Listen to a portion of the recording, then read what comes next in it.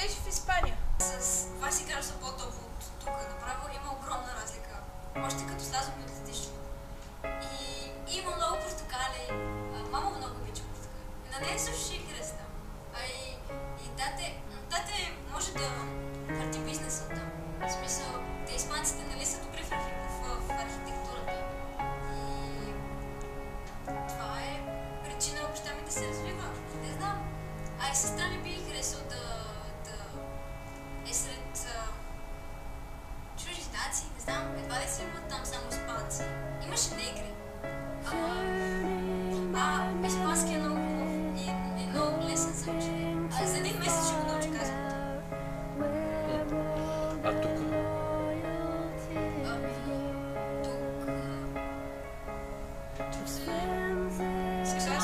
Тук са приятелите ми, тук са семейството ми, всички са. Не знам, що обаче си мисля, че тук всички са тъжни. Сякаш самата държава спира нашето развитие, спира ни това да постигнем това, което искам. Не знам. Обаче си харесвам града. Може да чувствам къде тук, когато съм вършил и да ме депресира, обаче си е моят град. И си, не знам, чувствам като място, където трябва да бъда и ако не ми харесва, трябва да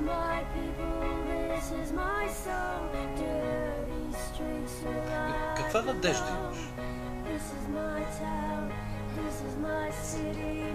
За тебе си в... Да, тук или някъде другаде. Човек се чувства щастлив там, където живее. И си го направи щастлив мястото. може би наистина да успея да... Не знам, за мен като цяло няма значение къде съм.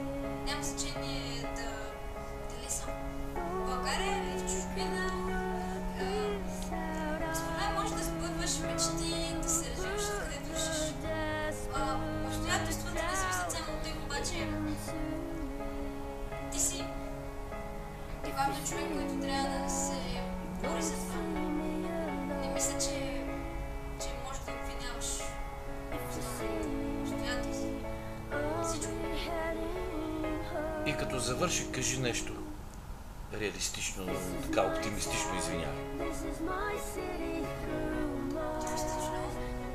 Нещо, което искаш като мечта да ти се случи. Мечта е да бъде този филм завършен и да е завършен тук с малките средства. Аха, добре. This is my city now.